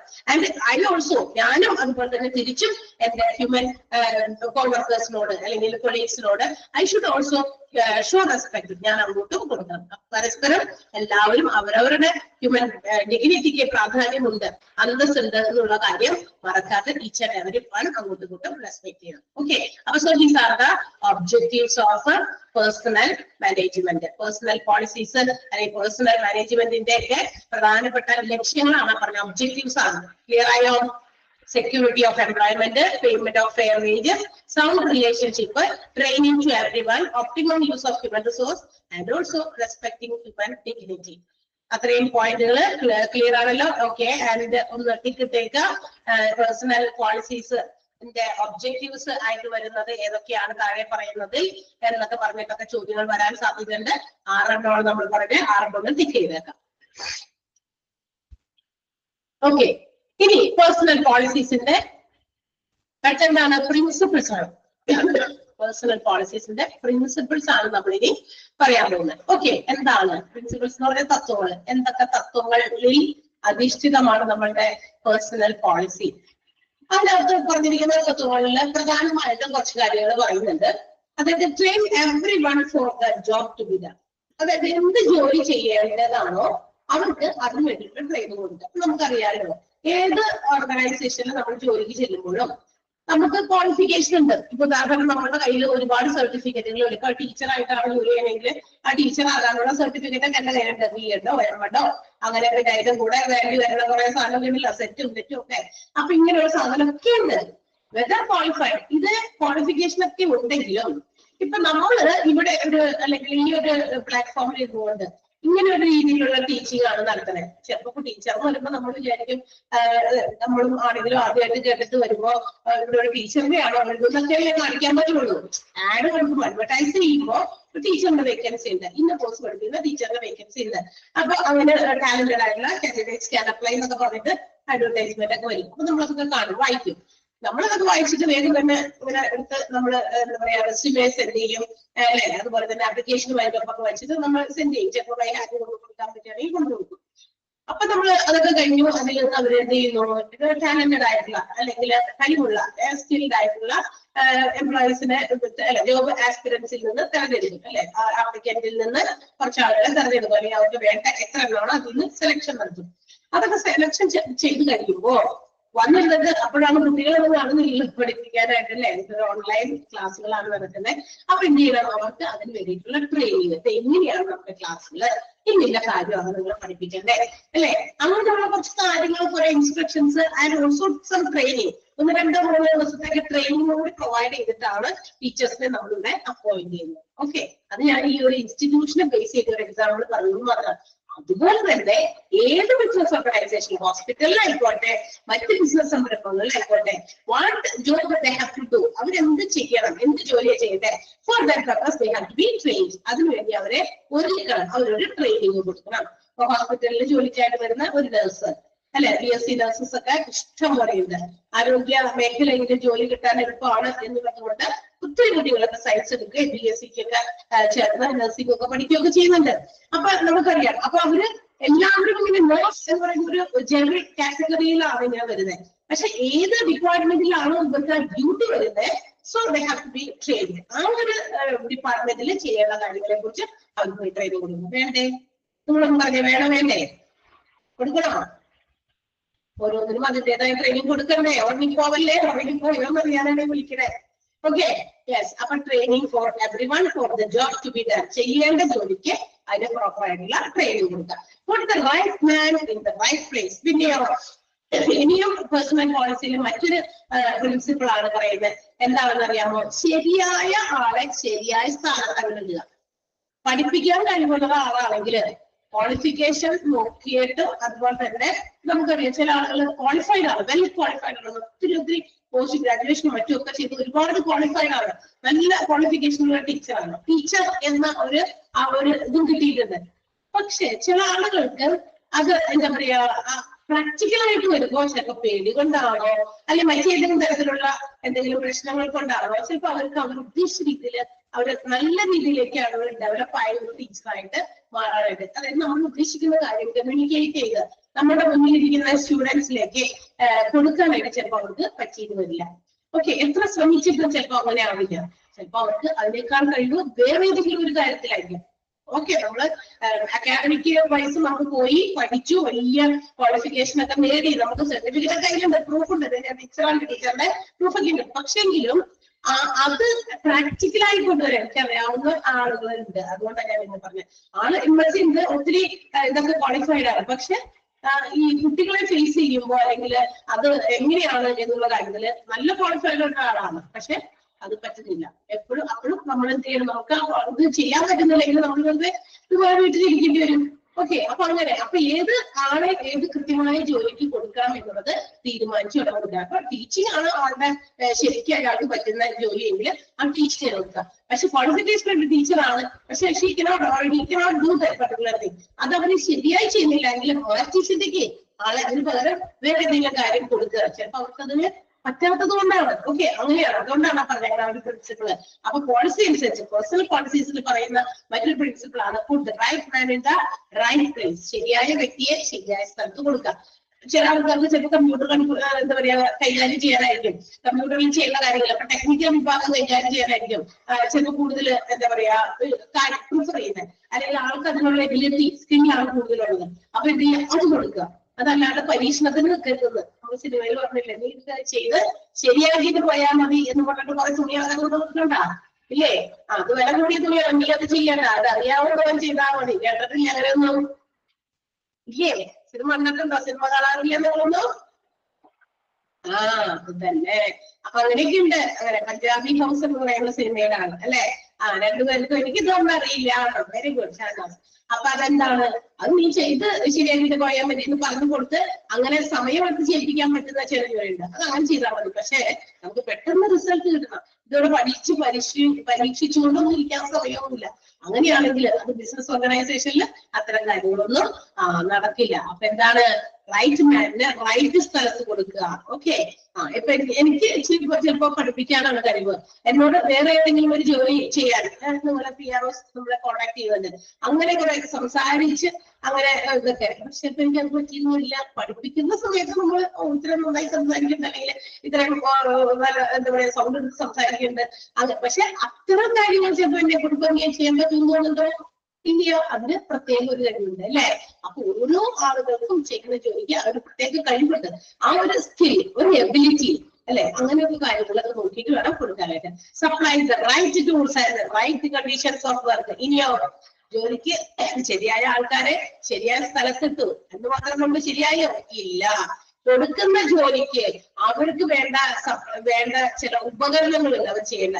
ഇപ്പൊ കമ്പ്യൂട്ടറിൽ ചെയ്യേണ്ട ചില കാര്യങ്ങളായിരിക്കും. കമ്പ്യൂട്ടർ എന്ന് പറയുന്ന ഒരു സിസ്റ്റം അവിടെ കൊടുക്കണം. അതൊരു ടൂളാണ് അവരുടെ.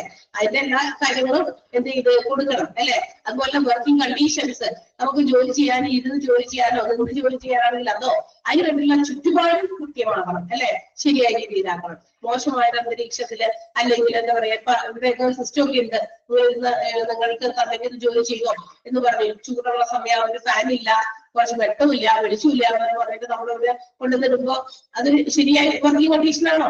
അല്ല. അപ്പൊ വർക്കിംഗ് കണ്ടീഷൻസും അതുപോലെ കൃത്യമായ ടൂൾസും ഒക്കെ പ്രൊവൈഡ് ചെയ്ത് വേണം ആ പറയുന്ന കാര്യങ്ങൾ ചെയ്യാനായിട്ട്. എന്നാലും മാത്രമേ ജോലിക്കാർക്ക് അവരുടേതായ അവര് റിലാക്സ് ചെയ്ത് അവർക്ക് അവരുടെ ജോലി കംപ്ലീറ്റ് ചെയ്യാൻ പറ്റുള്ളൂ അല്ലെ. Okay, then make the organization coordinate through proper coordinate. അതായത് ആ ഓർഗനൈസേഷൻ അത് മറ്റ് പല ഡിപ്പാർട്ട്മെന്റുകളും, ഒരുപാട് ഡിപ്പാർട്ട്മെന്റുകൾ ഓരോ ഓർഗനൈസേഷൻസിലുണ്ട്. പലതായിട്ടൊക്കെ തരംതിരിച്ച് ഡിവൈഡ് ചെയ്തിരിക്കുന്നത്. എങ്ങനെയൊക്കെയാണെങ്കിലും ഓൾ ദ ടീം, അതായത് ഈ ഓർഗനൈസേഷനിലെ എല്ലാ ഡിപ്പാർട്ട്മെന്റുകളും ഷുഡ് മേക്ക് എ ടീം, ഒരു ടീമായിട്ട് കോപ്പറേറ്റ് ചെയ്ത് കോർഡിനേറ്റ് ചെയ്ത് എല്ലാം ഏകീകരിച്ച് കൊണ്ടുപോകണം. അതാണ് എല്ലാ എംപ്ലോയീസിനെയും. നിങ്ങൾ അപ്പുറത്തുള്ള ഡിപ്പാർട്ട്മെന്റ് ഞങ്ങളുമായിട്ട് ബന്ധമില്ല, അല്ലെങ്കിൽ നമ്മളുമായിട്ട് എന്തെങ്കിലും എന്താ പറയാ കണ്ട ഭാവം പോലും വെക്കാതെ, അങ്ങനെയല്ല. എല്ലാവരെയും കോർഡിനേറ്റ് ചെയ്ത് അങ്ങനെയായിരിക്കണം ഒരു ബിസിനസ് ഓർഗനൈസേഷൻ. അപ്പോഴാണ് അതൊരു സക്സസിലേക്ക് എത്തുക. എല്ലാ ഡിപ്പാർട്ട്മെന്റിനെയും കോർഡിനേറ്റ് ചെയ്ത് അഡ്മിനിസ്റ്റർ ചെയ്യുക, മാനേജ് ചെയ്ത് കൊണ്ടുപോകുക ആസ് എ ടീം, ഒരു ടീമായിട്ട്. ഓക്കെ. അടുത്തത് provide security with opportunity, incentive and recognition. എന്ത് കൊടുക്കുക? എല്ലാ എംപ്ലോയീസിനും സെക്യൂരിറ്റി, അവരുടെ സുരക്ഷിതത്വം. നമ്മളൊരു ബിസിനസ് സ്ഥാപനത്തിൽ ജോലി ചെയ്യുമ്പോൾ നമുക്ക് ആ ജോലി മാത്രമല്ല, ഈ ജോലി അതിന്റെ സാലറി കിട്ടുന്നു അത് മാത്രമല്ല, നമ്മൾ അവിടെ സുരക്ഷിതരാണെന്നുള്ളൊരു ബോധ്യം കൂടി വരണം അല്ലെ, വേണ്ടേ? നമ്മുടെ സുരക്ഷിതത്വം ഇല്ലേ, മനുഷ്യന്മാർക്ക് ഒരു സുരക്ഷിതത്വം ഉണ്ട്. അപ്പൊ ഞാൻ എന്റെ വീട്ടിൽ സുരക്ഷിതനാണ്. ആസ് വെൽ ആസ് അതുപോലെ തന്നെ ഇൻ എ വർക്കിംഗ് ഓർഗനൈസേഷൻ, നമ്മൾ ജോലി ചെയ്യുന്ന ഓർഗനൈസേഷനിലും I must have some security. എനിക്ക് എന്റേതായ സുരക്ഷിതത്വം. ഒരു സുരക്ഷിതത്വം ഇല്ല, നമ്മുടെ ജോലിയെല്ലാം ചെയ്താൽ മതി, ഞങ്ങൾക്ക് നിങ്ങളുടെ ജോലിയുടെ ആ ഒരു റിസൾട്ട് അത് മാത്രം കിട്ടിയാൽ മതി, നിങ്ങളുടെ സുരക്ഷിതത്വം നിങ്ങൾ തന്നെ സ്വന്തമായിട്ട് ഏറ്റെടുത്തോ. അപ്പൊ റിസ്ക് ഫാക്ടറുകൾ കൂടുതലായിരിക്കും. അങ്ങനെയല്ല, അവർക്ക് അവരുടേതായ ജോലിയിൽ അവർക്ക് സുരക്ഷിതത്വം ഓഫർ ചെയ്യുക അല്ലെങ്കിൽ പ്രൊവൈഡ് ചെയ്യുക. മാത്രമല്ല അവസരങ്ങളും അവർക്ക് കൊടുക്കേണ്ട ഇൻസെന്റീവ്സ് എന്താ, ഇന്ന് പല ഓർഗനൈസേഷൻ പല ഇൻസെന്റീവ്സ് ഒക്കെ കൊടുക്കുന്നുണ്ട്. ശമ്പളത്തിന് പുറമെ ബോണസും മറ്റ് എന്താ പറയാ ആനുകൂല്യങ്ങളൊക്കെ അല്ലെ, പല കാര്യങ്ങളും കൊടുക്കുന്നുണ്ട്. അപ്പൊ മക്കളൊക്കെ കുട്ടികൾ പഠിക്കുന്നുണ്ടെങ്കിൽ പഠിക്കുന്ന കുട്ടികൾക്ക് ചെറിയ ചെറിയ സ്കോളർഷിപ്സ് പ്രൊവൈഡ് ചെയ്യുക. അതൊക്കെ ഒരു ബെനിഫിറ്റുകളാണ്. ഒരു സ്ഥാപനത്തിൽ നമ്മൾ ജോലി ചെയ്യുമ്പോൾ അവിടുത്തെ ആ ജോലി ചെയ്യുന്ന ജോലിക്കാരുടെ മക്കൾക്ക് എന്തെങ്കിലുമൊക്കെ കൊടുക്കുക അല്ലെ, അതൊക്കെ ഇൻസെന്റീവ്സ്. റെക്കഗ്നീഷൻ, പ്രത്യേക പരിഗണന, അംഗീകാരം, എന്താണോ കൊടുക്കേണ്ടത് അത് കൊടുക്കുക. അവർ ചെയ്യുന്ന ജോലിക്കും അവരെയും അംഗീകരിക്കുക അല്ലെ. അതൊക്കെ നമ്മളുടെ ഈ പറയുന്ന പേഴ്സണൽ പോളിസിയുടെ പ്രധാനപ്പെട്ട തത്വങ്ങളിൽ ഒന്നാണ്. Okay. Provide security with opportunity, സുരക്ഷിതത്വം കൊടുക്കുന്നതിന്റെയൊക്കെ ഉദ്ദേശത്തിലാണ് അവസരങ്ങൾ, opportunity, incentives and also recognition. And last എന്താണ് principle? Look ahead, plan ahead or more better things. എപ്പോഴും പേഴ്സണൽ നയങ്ങൾ എന്ന് പറയുന്നത് എങ്ങനെയായിരിക്കും? എപ്പോഴും ഒരു പടി മുന്നിൽ അല്ലെ, എല്ലാം നേരത്തെ കൂട്ടി ചിന്തിക്കുക, പ്ലാൻ ചെയ്യുക, നേരത്തെ കൂട്ടി എന്താ പറയാ തിങ്ക് ചെയ്യുക.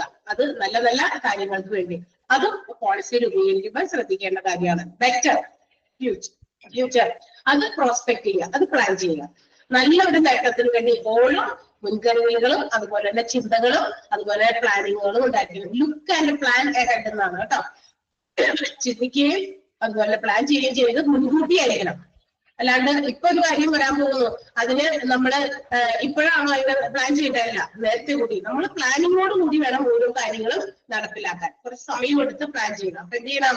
വരാനിരിക്കുന്ന കാര്യത്തെ കുറിച്ച് കുറച്ച് നേരത്തെ തന്നെ പ്ലാനിങ് വേണം എന്നാണ് അതിന്റെ അർത്ഥം. ക്ലിയർ ആയ പ്രിൻസിപ്പിൾസ്? ഓക്കെ, അത് വായിച്ചു നോക്കിയാൽ മതി. അത് അത്ര ഇമ്പോർട്ടന്റ് അല്ല. ജസ്റ്റ് വേഗം വായിച്ചു നോക്കാം. ഇനി ഡൗട്ട് ഉണ്ടെങ്കിലും ചോദിക്കാം.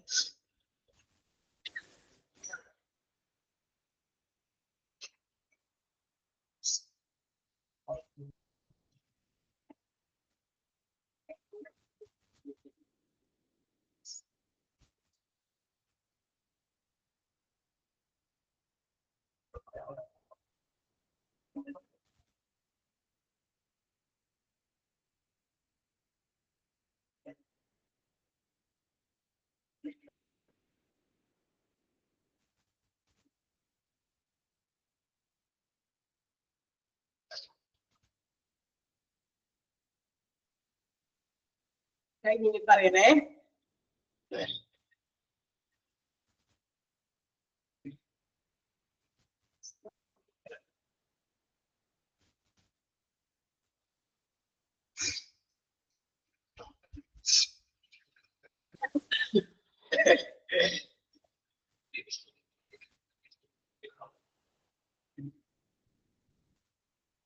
ഓക്കെ,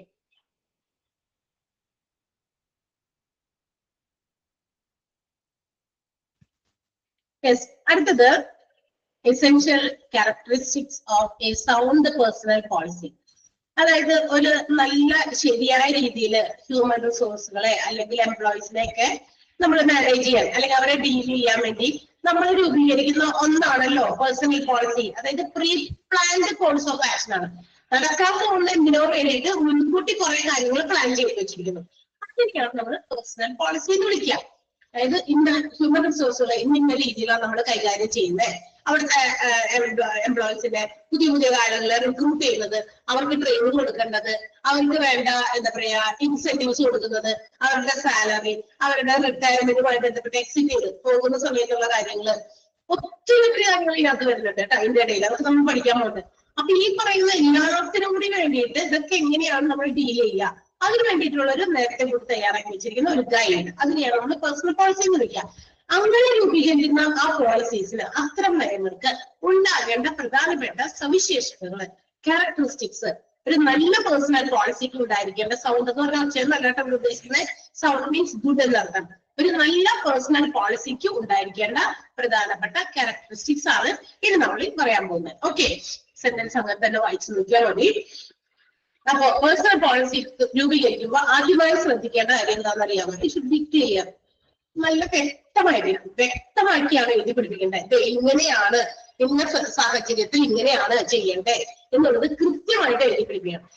മാത്രമല്ല ഈസിലി അണ്ടർസ്റ്റുഡ്. പോസിറ്റീവ് ആയിരിക്കണം, ഈസിലി ഒന്ന് ചെറുതായിട്ടൊന്ന് തിരിച്ചാ ഏർലി എന്നാണ് അവിടെ എഴുതിക്കണേ. 6 മാറ്റി അവിടെ എസ് ആക്കാം.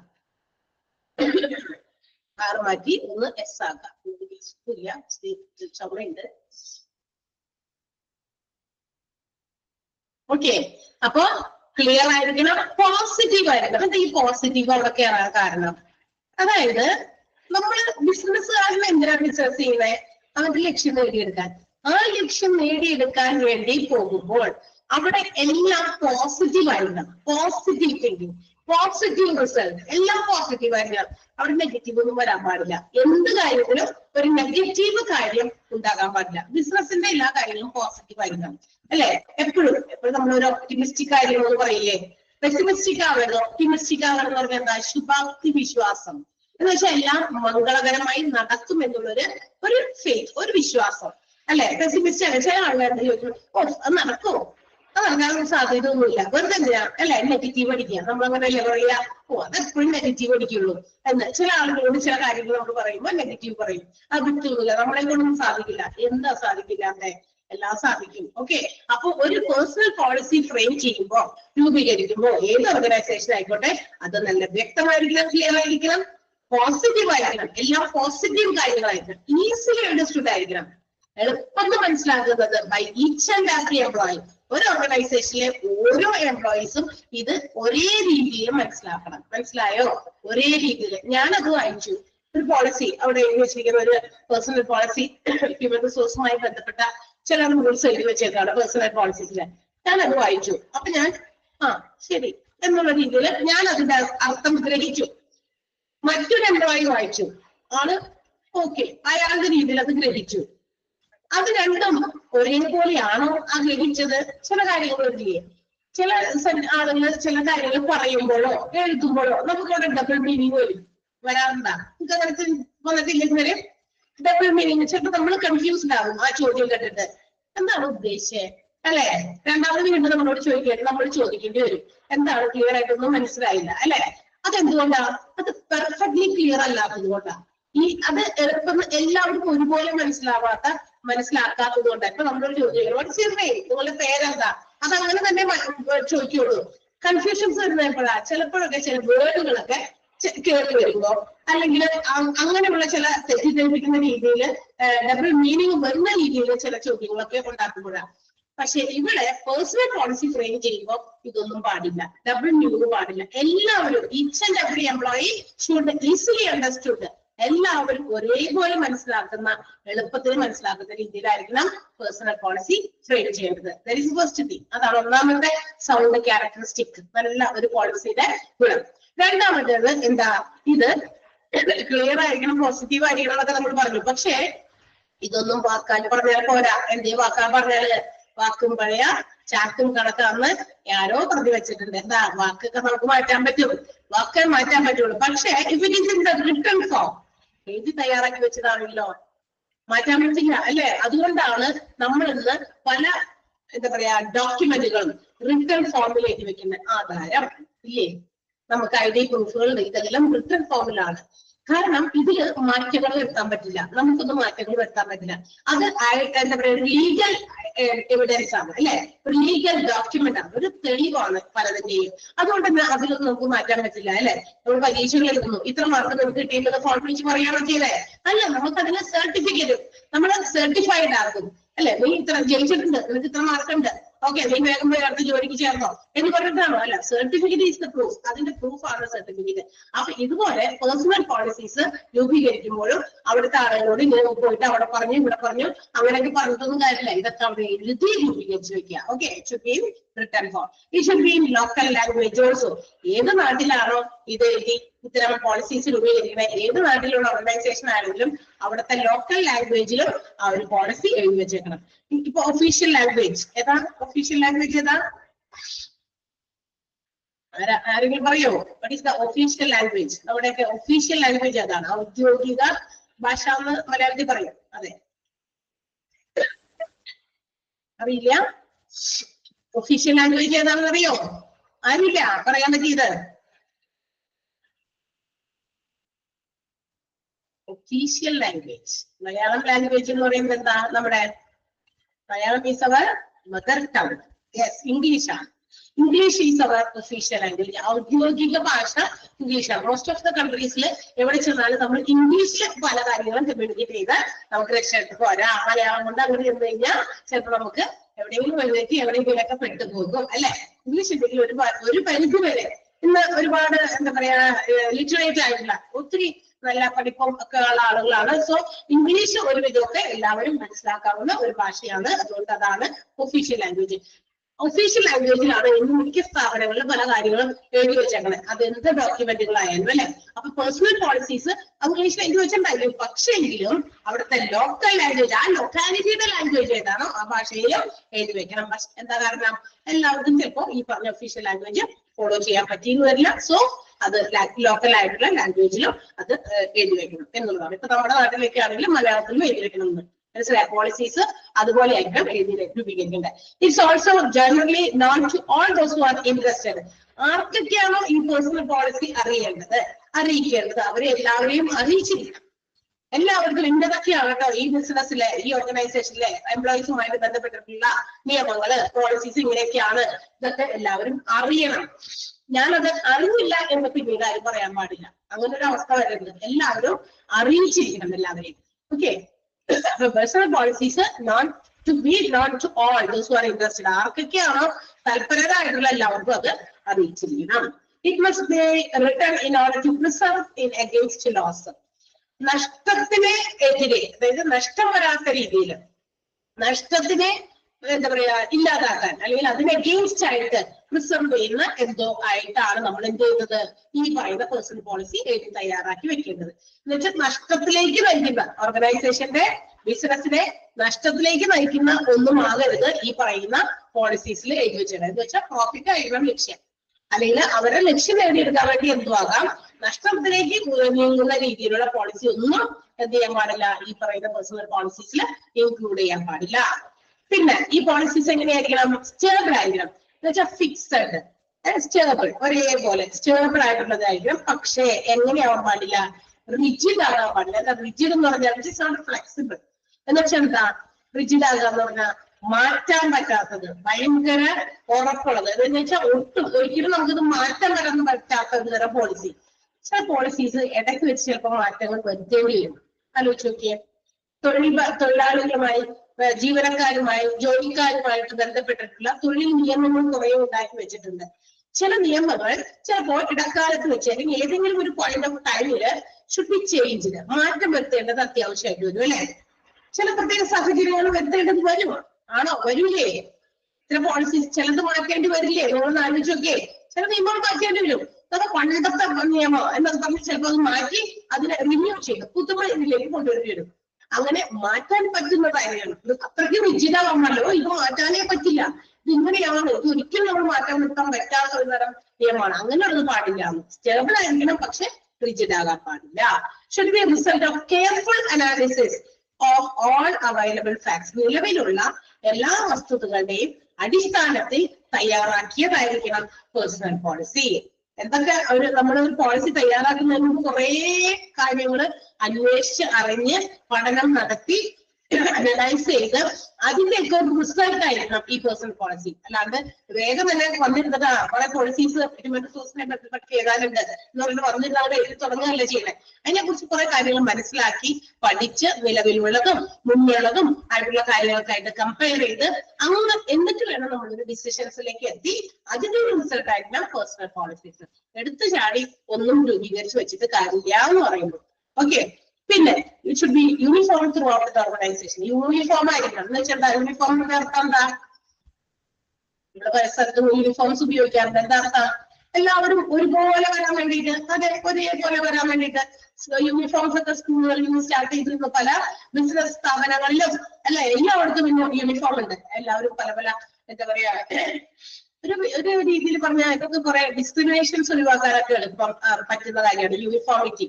എല്ലാവരും ഒരേ റേഞ്ചിലുള്ള ഒരേപോലത്തെ വസ്ത്രം ധരിക്കുമ്പോൾ എല്ലാവരും എന്താ പറയാ ഒരുപോലെയാണ് എന്ന് കാണിക്കാനാണ്. ആരും വലിയ മെച്ചപ്പെട്ട ഡ്രസ് ധരിച്ചു വരിക, കുറെ പേര് ഇല്ലാത്ത രീതിയിൽ വരിക അല്ലെ, ഭയങ്കര കഷ്ടപ്പെട്ടൊക്കെ ജീവിക്കുന്നവർക്ക് ഇതുപോലെ എപ്പോഴും മാറി മാറി വരാനും ഇടാനും ഒക്കെ ഉള്ള ചില സാഹചര്യം ഉണ്ടായി വരില്ല. അങ്ങനെയൊക്കെ അതിനൊക്കെ വേണ്ടിയിട്ടാണ് അങ്ങനെ ഒരു റൂള് സ്കൂളുകളിൽ നിന്ന് തുടങ്ങി കൊണ്ടുവന്നത് അല്ലെ. ഇവിടെ യൂണിഫോം എന്താണ്, ഇവിടെ ഈ നിയമങ്ങൾ യൂണിഫോം ആയിരിക്കണം. എന്ന് വെച്ചാൽ എന്താ, ഒരുപോലെ എനിക്ക് ആ നിയമം എങ്ങനെയാണോ മറ്റൊരു എംപ്ലോയിക്കും അങ്ങനെ തന്നെ ആയിരിക്കണം. അല്ലാണ്ട് എനിക്കൊരു നിയമം മറ്റൊരാൾക്ക് വേറെ നിയമം അങ്ങനെ പാടില്ല. Uniform through out the organisation. Organisation മുഴുവനും അതേ രീതി തന്നെയായിരിക്കും എല്ലാവർക്കും. ഓക്കെ, ഇനി the last one, it must provide a two-way communication system between the management and employees. ഇനി പോളിസി രൂപീകരിക്കുമ്പോ അതൊരു two-way communication system ആയിരിക്കണം. എന്ന് വെച്ചാൽ എംപ്ലോയറും എംപ്ലോയിയും എന്താ two-way communication, one-way communication ഉണ്ടാവും. നമ്മൾ പറയില്ലേ റേഡിയോ, ഇപ്പൊ നമ്മൾ റേഡിയോന്റെ പോലെയാ, പക്ഷെ അബ്സല്യൂട്ട്ലി റേഡിയോ അല്ല. ബിക്കോസ് നിങ്ങൾ നിങ്ങളുടെ എന്തെങ്കിലും ചോദിക്കുമ്പോൾ അതിന്റെ മറുപടി നിങ്ങളവിടെ ടൈപ്പ് ചെയ്ത് കാണിക്കുന്നുണ്ട്. സൗണ്ട് വരുമ്പോൾ നമുക്ക് ഡിസ്റ്റർബൻസ് വരുന്നത് കൊണ്ടാണ് നമ്മൾ ആ സൗണ്ട് മ്യൂട്ട് ചെയ്തത്. പക്ഷെ നിങ്ങൾ റിയാക്ട് നിങ്ങൾ റിയാക്ഷൻസ് ചെയ്യുന്നുണ്ട് അല്ലെ, ഒന്ന് തമ്പിടുന്നു, എസ് എന്ന് ഇടുന്നു അല്ലെ, ചില ആളുകൾ ക്ലിയർ എന്ന് പറയുന്നു, അത് നിങ്ങളുടെ റിയാക്ഷൻസ് ആണ്. നമ്മൾ സൗണ്ടിൽ മാത്രം പറയിപ്പിക്കുന്നില്ല എന്നല്ലേ ഉള്ളൂ. ഇതൊരു two-way കമ്മ്യൂണിക്കേഷൻ സിസ്റ്റം തന്നെയാണ്. പക്ഷെ ചിലപ്പോഴൊക്കെ നമ്മളൊരു റേഡിയോ പോലെ അല്ലെ, അങ്ങോട്ട് പറയാൻ മാത്രമേ പറ്റുള്ളൂ, ഇങ്ങോട്ടേക്ക് നമുക്കൊന്നും പറയാൻ പറ്റില്ല. എന്നാൽ ഇവിടെ ഒരു ഓർഗനൈസേഷനിൽ പോളിസി രൂപീകരിക്കുമ്പോൾ ശ്രദ്ധിക്കേണ്ടത് അതൊരു 2-way കമ്മ്യൂണിക്കേഷൻ സിസ്റ്റം ആയിരിക്കണം. എംപ്ലോയിയും അതുപോലെ തന്നെ മാനേജ്മെന്റിനും പരസ്പരം എന്തും അങ്ങോട്ടും ഇങ്ങോട്ടൊക്കെ കൈമാറാൻ പറ്റുന്ന രീതിയിലുള്ള പോളിസീസ് ആയിരിക്കണം രൂപീകരിക്കേണ്ടത്. മനസ്സിലായോ? അപ്പൊ എന്റെ എംപ്ലോയർ ആണെന്ന് വെച്ചപ്പോ നമ്മൾ പേടിച്ചിട്ടൊന്നും മിണ്ടില്ല, എല്ലാവരും സഹിച്ചു കേട്ടും അങ്ങനെ പാടില്ല. അല്ലെ, നമുക്ക് എന്തെങ്കിലുമൊക്കെ സജഷൻസോ ഐഡിയാസോ ഉണ്ടെങ്കിൽ വി ക്യാൻ ഷെയർ ഇറ്റ്. നമുക്ക് നമ്മൾ മാനേജ്മെന്റുമായിട്ട് ഷെയർ ചെയ്യാം. അതിനൊരു സ്വാതന്ത്ര്യം വേണം അല്ലെ. അപ്പൊ അത് അങ്ങനത്തെ രീതിയിലുള്ള പോളിസീസ് ആണ് രൂപീകരിക്കേണ്ടത്. ഓക്കെ, അപ്പൊ അതൊരു പ്രത്യേക എന്താ പറയാ ഒരു പ്രിൻസിപ്പിൾ ആണ്, സോറി എസെൻഷ്യൽ ആയിട്ടുള്ള ഒരു ക്യാരക്ടറിസ്റ്റിക്, ഒരു സവിശേഷതയാണ് 2-way കമ്മ്യൂണിക്കേഷൻ സിസ്റ്റം. ഒരു പോളിസി രൂപീകരിക്കുമ്പോൾ ഒരു 2-way കമ്മ്യൂണിക്കേഷൻ സിസ്റ്റം ആയിരിക്കും ഉണ്ടായിരിക്കേണ്ടത്. ക്ലിയർ ആയോ? പോയിന്റുകളെല്ലാം മനസ്സിലായോ? ഒന്ന് വായിച്ചു നോക്കാമോ പോയിന്റ് ഓരോന്നും?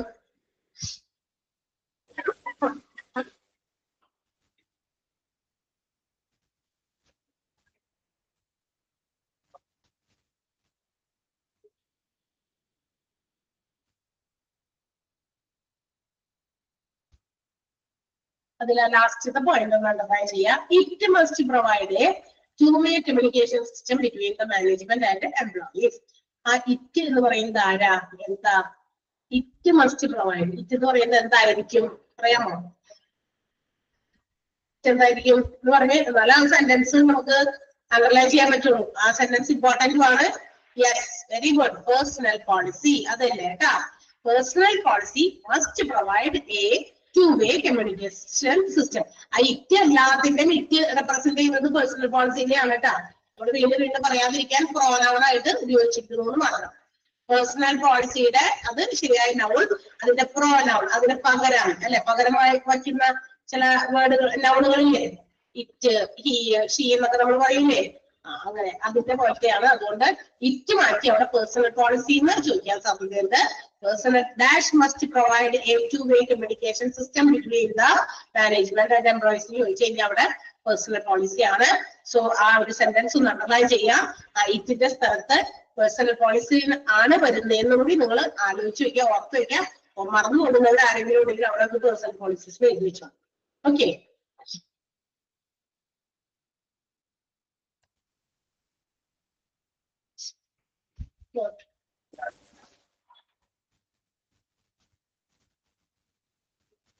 അപ്പൊ നമ്മള് എന്താ പഠിച്ചത്? പേഴ്സണൽ പോളിസി എന്താണ്? ഒരു സെറ്റ് ഓഫ് റൂൾസ് ആണ്, അല്ലെങ്കിൽ ഒരു pre planned course of action ആണ്. നമ്മുടെ ഒരു ഹ്യൂമൻ റിസോഴ്സുമായിട്ട് ഡീൽ ചെയ്യുന്ന സമയത്ത് അവരെ കൺട്രോൾ ചെയ്യാനുള്ള കുറെ റൂൾസ് ആണെന്ന് പറഞ്ഞു. അതിന്റെ പ്രധാനപ്പെട്ട ഈ പേഴ്സണൽ പോളിസി രൂപീകരിക്കുന്നതിന്റെ പ്രധാനപ്പെട്ട 2 അഡ്വാൻറ്റേജ് നമ്മൾ പറഞ്ഞു. മാനേജേഴ്സിനെ ഹെൽപ്പ് ചെയ്യുന്നുണ്ട്, പിന്നെ അതുപോലെ തന്നെ വെൽഫെയർ ഓഫ് എംപ്ലോയീസിന്റെ ഒരു ദീർഘകാല ക്ഷേമത്തിന് വേണ്ടിയിട്ട് കൂടിയാണ് ഈ ഒരു പോളിസി സെറ്റ് ചെയ്യുന്നത്. പിന്നെ അതിന്റെ പ്രധാനപ്പെട്ട ഒബ്ജക്റ്റീവ്സ് പറഞ്ഞു, പ്രിൻസിപ്പിൾസും, പിന്നെ ഒരു പേഴ്സണൽ പോളിസിക്ക് ഉണ്ടായിരിക്കേണ്ട പ്രധാനപ്പെട്ട സവിശേഷതകളും. ഓക്കെ, അടുത്ത ഭാഗം ഇത് നമ്മൾ എടുക്കുന്നില്ല, ബിക്കോസ് ഒന്നാമത് സമയമില്ല, പിന്നെ അതുകൊണ്ട്. അപ്പൊ അത്രയും വരെ ഒന്ന് വായിച്ചു പഠിച്ചിട്ട് വരുമോ എല്ലാവരും? വായിച്ചിട്ട് വരുമോ നന്നായിട്ട്? ഓക്കെ, ഇത് പറഞ്ഞു വന്നു കഴിഞ്ഞാൽ ചിലപ്പോ 2-3 മിനിറ്റ് എക്സ്ട്രാ പോകും, അതുകൊണ്ടാണ് അടുത്ത ഭാഗം എടുക്കാത്തത്. ഓക്കെ, അടുത്ത ഭാഗം നമുക്ക് അടുത്ത ദിവസം പഠിക്കാം. Okay, see you, thank you, bye. Okay, by.